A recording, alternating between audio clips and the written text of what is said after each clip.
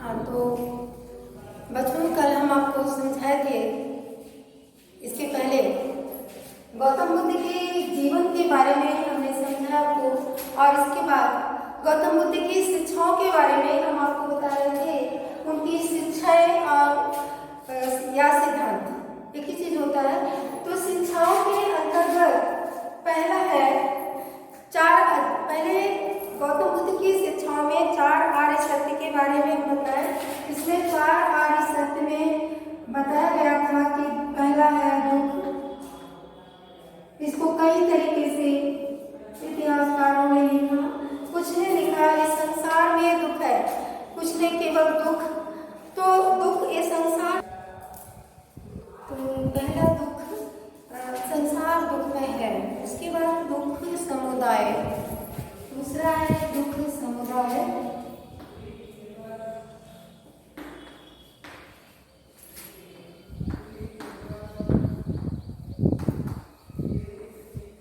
और तीसरा है दुख निरोध।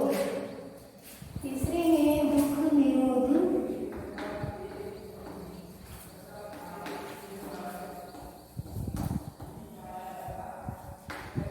और चौथा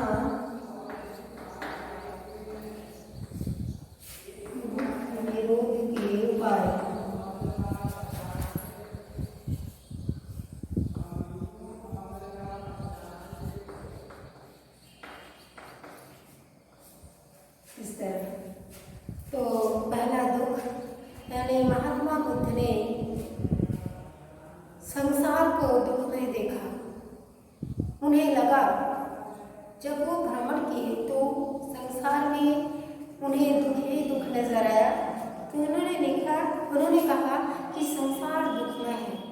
यानी पहला चार आर्य सत्य के अंतर्गत पहला है दुख, यानी संसार, यह संसार दुख में है, ऐसे भी कह सकते हैं। और दूसरा है दुख समुदाय, यानी दुख समुदाय। ये दुख समुदाय में है कि दुख का कारण मनुष्य की तृष्णा है, मनुष्य की इच्छाएं हैं, इच्छाओं के कारण मनुष्य दुखी होता है। और तीसरा है दुख निरोध। दुख निरोध यानी दुख को दूर करने के भी कारण है, उपाय। तो दुख निरोध के अंतर्गत तृष्णाओं पर विजय प्राप्त करना दुख समाप्ति का कार्य है। दुख को समाप्त करने के कारण भी है। तो हमें इच्छाओं पर विजय प्राप्त करके हम दुख पर विजय प्राप्त कर सकते हैं। तो उसको हम कहते हैं दुख निरोध। अब है दुख निरोध के उपाय। दुख निरोध के उपाय में बुद्ध ने निर्वाण प्राप्ति के लिए, दुखों से मुक्ति पाने के लिए अत्यंत सरल उपाय प्रतिपादित किया। महात्मा बुद्ध ने निर्वाण पाने के लिए, दुखों से मुक्ति पाने के लिए एक उपाय बताया, एक सरल मार्ग बताया, प्रतिपादित किया, जिसका नाम है अष्टांगिक मार्ग। जिसका क्या नाम है? अष्टांगिक मार्ग।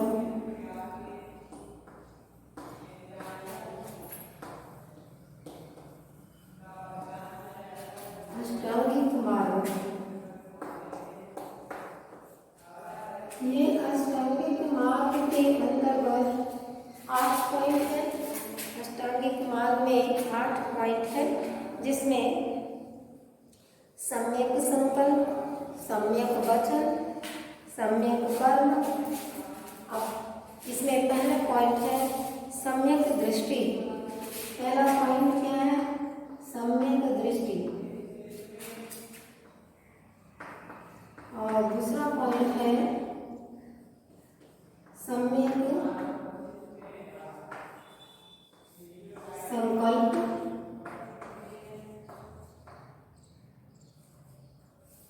और तीसरा पॉइंट है सम्यक समाधि।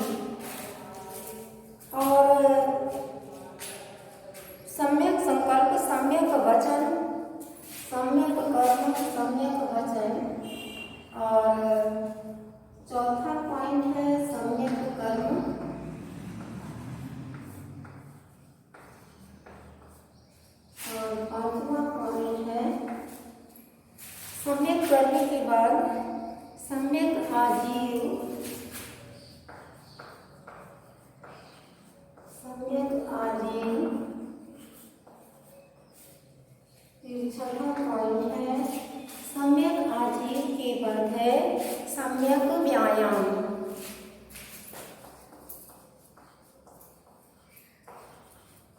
सम्यक व्यायाम। तो बच्चों, आपको परीक्षा पीरियड में आपको जब इस प्रकार के क्वेश्चन आते हैं तो सम्यक संकल्प, अरे सम्यक अष्टांगिक मार्ग में इनके नाम आपको लिखने हैं, इनके बारे में नहीं लिखने हैं। कहीं लिखने को आते भी हैं तो मैं आपको समझा देती हूँ। तो इसके बारे में आपको समझना है कि ये चीज़ें होती क्या है, इनको हमको समझने में 2 पॉइंट और लिखने हैं, तो 6 पॉइंट हो गए। 7वां है सम्यक स्मृति। 7वां पॉइंट है सम्यक स्मृति और 8वां पॉइंट है सम्यक समाधि।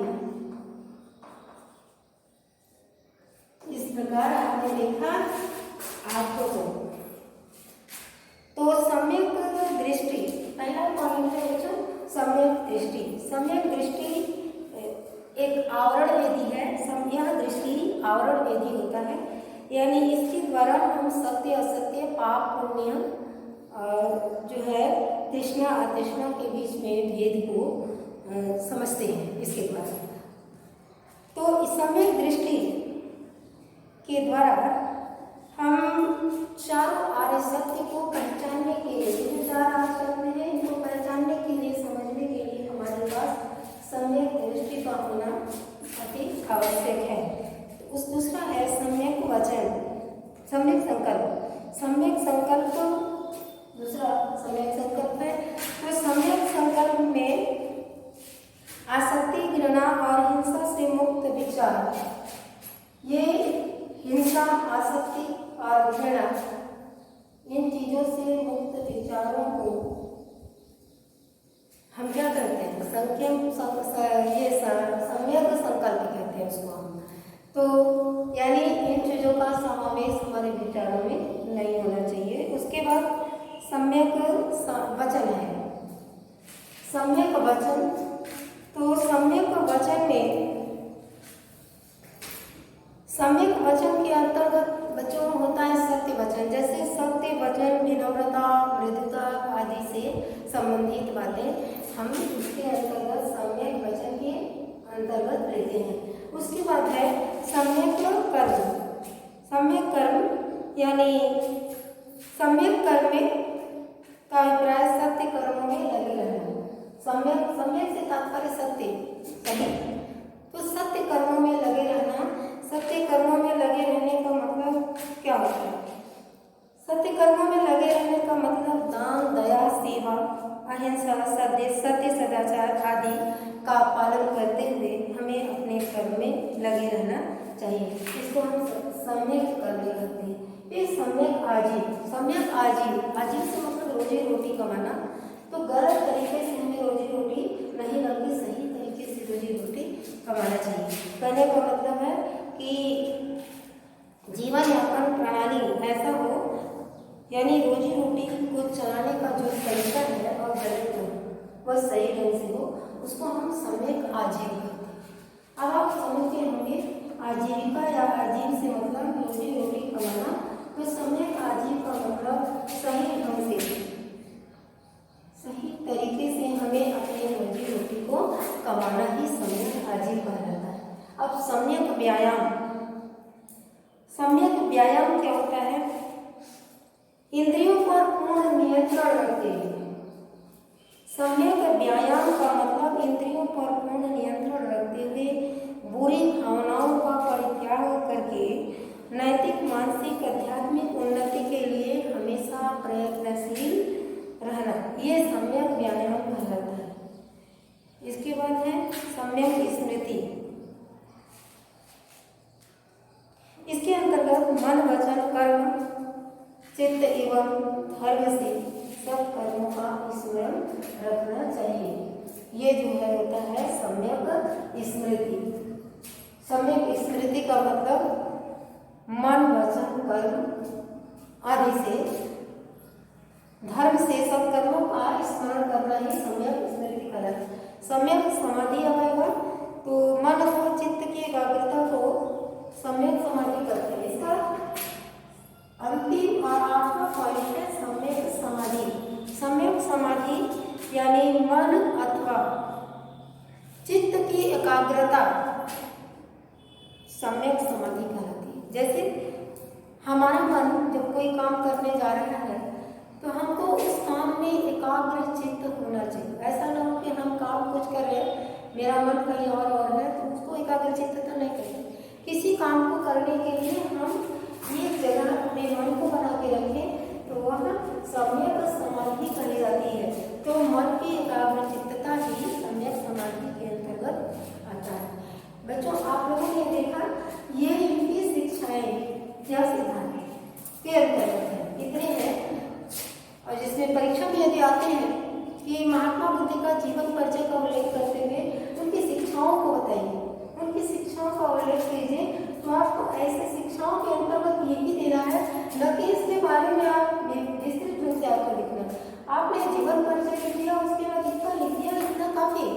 हम आपको इसके बारे में हमने समझाया ताकि आप ये जाने कि ये चीजें होती क्या है, लेकिन ये वहाँ आपको ये नहीं लिखना। यदि कोई पूछता है तो आप उसको लिख सकते, लेकिन अक्सर पूछता नहीं है। पूछेगा तो बस यही पूछेगा कि जैसे लघु में पूछ दिया महात्मा बुद्ध के अष्टांगिक मार्ग क्या हो, तो आप अष्टांगिक मार्गों के नाम लिख दीजिए। बच्चों, यदि आप मार्गों के बारे में लिखना शुरू कर देंगे तो शायद आपका वो डिटेल क्वेश्चन बन जाएगा, वो लघु नहीं कहलाएगा, बड़ा हो जाएगा। इसलिए आपको ये नाम ही आपके लिए काफी है। तो महात्मा बुद्ध की शिक्षाओं के साथ इसको आप देख लेंगे तो एक आपका डिटेल क्वेश्चन तैयार हो जाता है। डिटेल क्वेश्चन के आंसर हो जाते हैं। एक जैन धर्म में महावीर स्वामी के जीवन परिचय देते हैं, उनके उद्देश्यों उनके शिक्षाओं का उल्लेख कीजिए, एक क्वेश्चन ये बनता है। आप इसको भी देख सकते हैं। दो में से एक आ सकता है, महात्मा बुद्ध में या जैन महावीर स्वामी के जीवन परिचय और उनके शिक्षाओं का उल्लेख कीजिए। ऐसे हम आपको इसके नोट बारे में नोट्स देंगे तो आप तैयार करेंगे। इसके बाद हम आपको ले चलते हैं कि महात्मा बुद्ध का जो हम आपको पढ़ा रहे थे, तो प्राचीन बौद्ध आस्थाओं का संप्रदाय यानी बौद्ध चतुर्थ बौद्ध संगीति के दौरान कनिष्क के शासन काल में बौद्ध धर्म का विभाजन हो गया। बौद्ध धर्म दो संप्रदायों में विभक्त हुआ। कनिष्क के शासन काल में बौद्ध धर्म दो संप्रदायों में विभक्त हुआ। तो बौद्ध धर्म जो है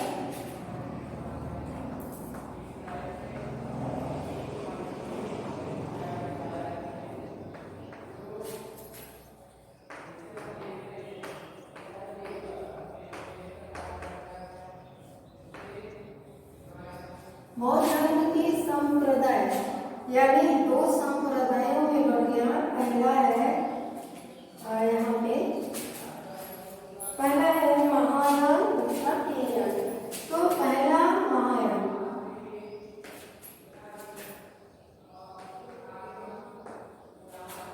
और दूसरा हीनयान।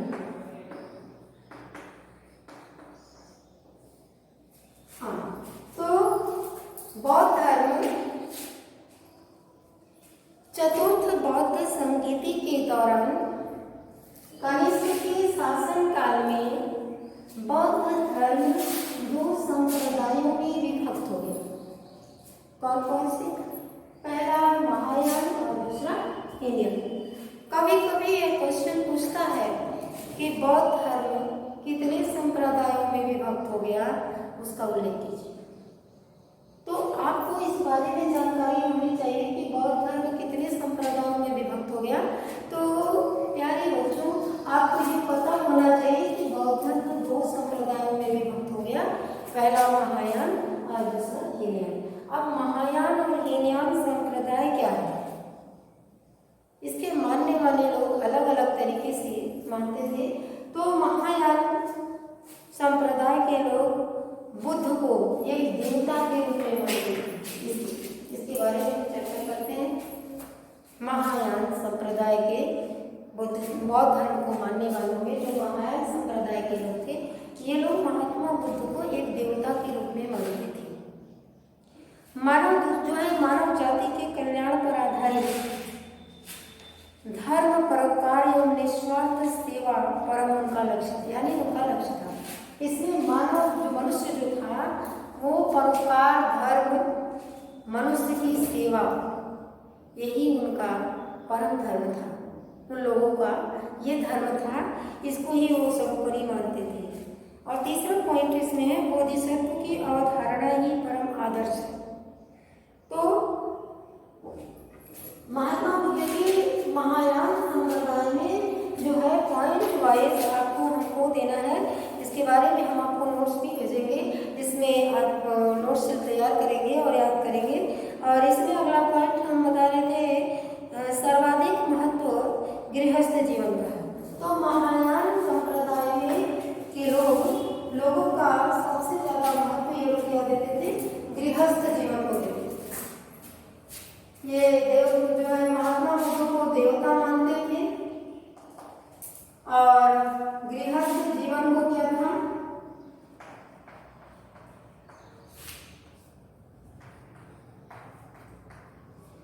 ये बुद्ध देवता थे ऐसा मानते थे और गृहस्थ जीवन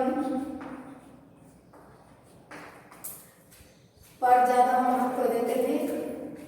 और अगला पॉइंट में भिक्षुओं के मंदिर बनवाएंगे। महायान संप्रदाय के लोगों ने भिक्षु कौन थे? जो बौद्ध धर्म का प्रचार कर रहे थे। ऐसे भिक्षुणियाँ बहुत सी थे। तो ये भिक्षुओं के एक मंदिर बनवाएंगे, भिक्षुओं के मंदिर बनाएंगे। उसमें महायान संप्रदाय के लोगों ने भिक्षुओं के लिए मंदिर बनवाए। उसके बाद है जापान, कोरिया, चीन, मंगोलिया, तिब्बत में प्रसारित, यानी महायान संप्रदाय जापान, कोरिया, चीन, तिब्बत आदि स्थानों तक इनका जो है प्रचार प्रसार हुआ। अगला पॉइंट है मूर्ति पूजा के प्रबल समर्थक। महायान संप्रदाय के लोग मूर्ति पूजा के समर्थक थे। ये मूर्ति पूजा को अच्छा मानते थे, मूर्ति पूजा में विश्वास रखते थे, मूर्ति पूजा को मानते थे। उसके बाद जीवन की अंतिम लक्ष्य स्वर्ग प्राप्ति। महायान संप्रदाय यानी इस संप्रदाय के लोगों का ये स्वर्गीय जीवन में विश्वास करते थे। यानी अगले पॉइंट में हम आपको बता दें तो इसमें कि ये लोग जो है जीवन के अंतिम लक्ष्य स्वर्ग प्राप्ति का था। ये लोग ये मानते थे कि जीवन का अंतिम उद्देश्य, अंतिम लक्ष्य स्वर्ग को जाना है, स्वर्ग का प्राप्त करना है। और उसके बाद अब हम आते हैं यीन यान पे। इस बौद्ध धर्म के दोनों लोग मानने वाले हैं, लेकिन दो अलग अलग तरीकों से ये लोग मानते थे।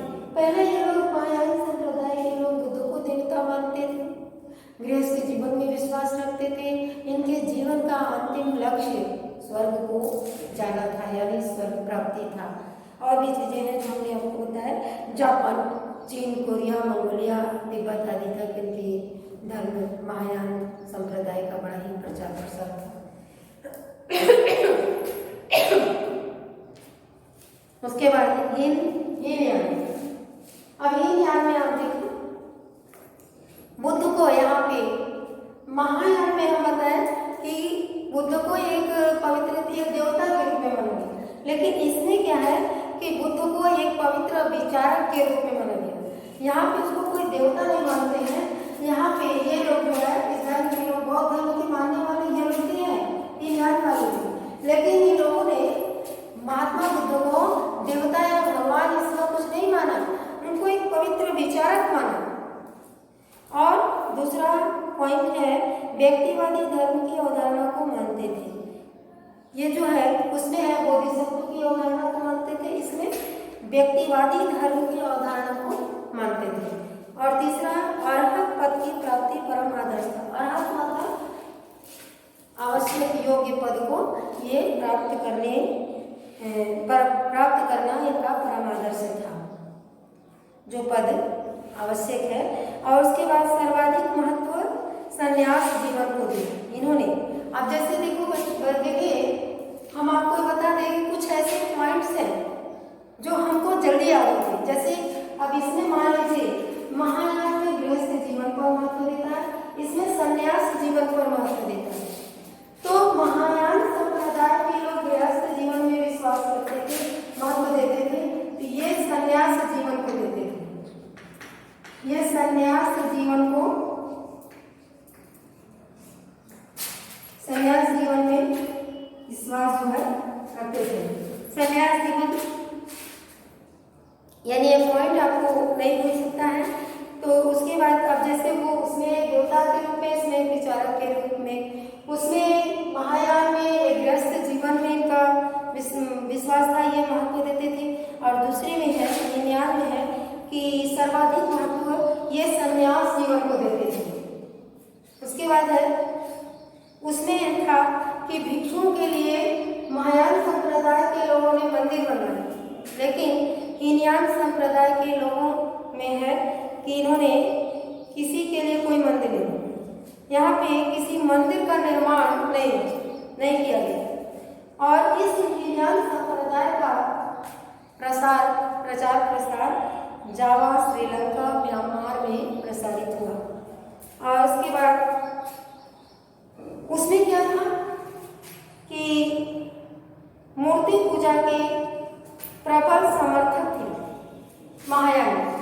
ये मूर्ति पूजा को मानते थे, लेकिन हीनयान संप्रदाय के लोग जो थे ये मूर्ति पूजा के प्रबल विरोधी थे, नहीं मानते थे। तो बच्चों कुछ ऐसी चीजें हैं जो आपको थोड़ा सा ध्यान देने की बात है, वो जल्दी याद हो जाती है। जैसे ये मूर्ति पूजक थे, ये मूर्ति पूजक नहीं थे, ये गृहस्थ जीवन में विश्व महत्व देते थे और ये संन्यास जीवन में महत्व देते थे। ये महायान महात्मा बुद्ध को देवता मानते थे और इसमें एक पवित्र विचारक मानते थे। इस तरह से है। तो ये मूर्ति पूजा के प्रबल विरोधी हीनयान संप्रदाय के लोग थे, ये मूर्ति पूजा नहीं करते थे। उसके बाद है कि जीवन का अंतिम लक्ष्य मोक्ष प्राप्ति है। उसमें क्या था कि जीवन का अंतिम लक्ष्य स्वर्ग प्राप्ति, और इसमें है जीवन का अंतिम लक्ष्य मोक्ष प्राप्ति। मोक्ष प्राप्ति जीवन मरण से मुक्त हो जाना, मुक्ति प्राप्त कर लेना। ये अपने जीवन काल में ही लोग मोक्ष प्राप्ति के लिए उपाय करते थे। ये हीनयान संप्रदाय के लोग ऐसा करते थे। अब यह महात्मा बुद्ध और महावीर स्वामी के बारे में डिटेल से आपको बताया गया। उसके बाद है बुद्ध के बहुत सारे अनुयायी हुए, जिसमें इनमें सबसे पहले अनुयायी महात्मा बुद्ध की कौन थी? तापस एवं भल्लुक उसका नाम है। तापस और भल्लुक उसका नाम है। यह प्रथम अनुयायी महात्मा बुद्ध का था। कहते हैं महात्मा बुद्ध ज्ञान प्राप्ति के बाद सारनाथ में आए थे और वहीं उनके वो 5 साथी मिले और उन्होंने उन्हें जो है अपना शिष्य बनाया, उन लोगों को उपदेश दिया। जो सारनाथ में अभी भी उनकी प्रतिमाएं स्थापित की गई हैं। इसके बाद उनके बहुत सारे अनुयायी हो गए। ये लोग जब महात्मा बुद्ध के शिष्यों का दल तैयार हो गया, तब एक संघ की स्थापना हुई और भिक्षुओं की संस्था बनी। ये भिक्षु जो महायान संप्रदाय के लोग भिक्षुओं के लिए मंदिर बनवाए, वहाँ से भी ये लोग बौद्ध धर्म का प्रचार प्रसार कर रहे थे। तो बच्चों आज हम आपको इतना बताएं, इसके आगे अगले दिन